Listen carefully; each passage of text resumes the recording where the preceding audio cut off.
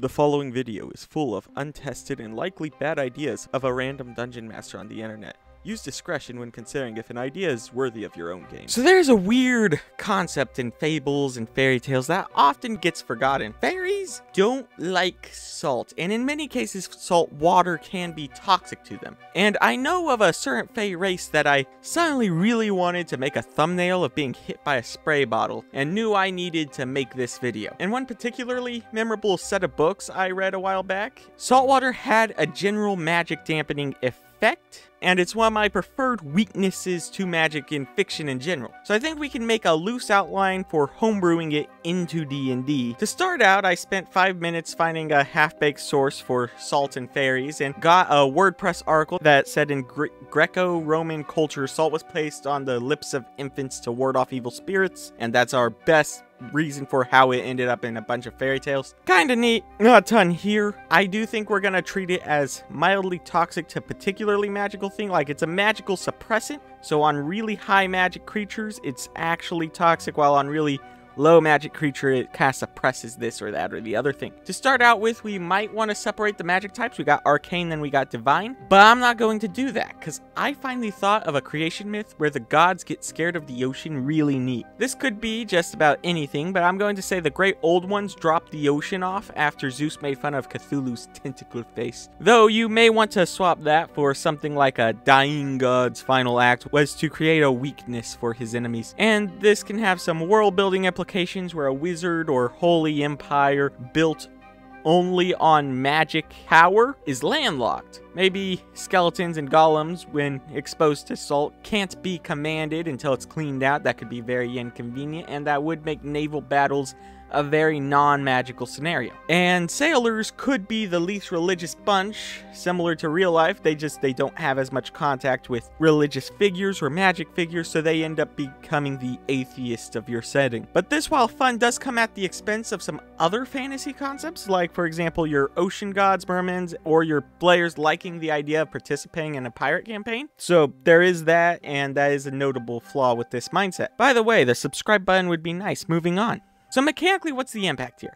Well, I'm going to place it into 3 categories: misted, ingested, or doused. So misted would be like when you're on a boat and you get a bit of that spray, and that would start providing resistance while maybe not completely stopping magic. We can follow that up with ingested, which I think we can all understand, and doused, which is you got fully covered. I'm thinking in misted that the spellcasting needs to be 1 slot higher, which should work fine for 5e, but would be pretty brutal in old school roleplay games or some other lower magic systems. Then we get ingested. What I'm going to do here is you can't cast for an hour, but don't worry, it's hard to drink salt water. This mostly happens with prisoners that have spell casting capacity. It is worth noting that this would suppress the magical traits of elves and other races.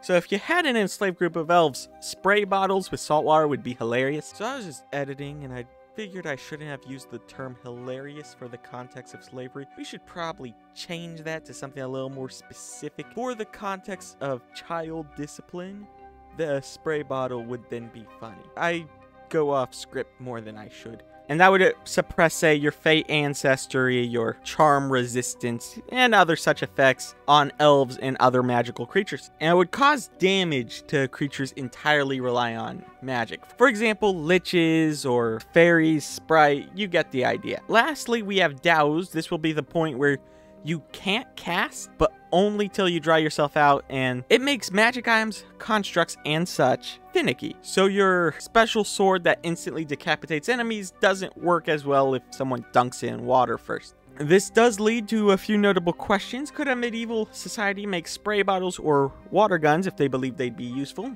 Probably not immediately, though technology would eventually develop to where they might.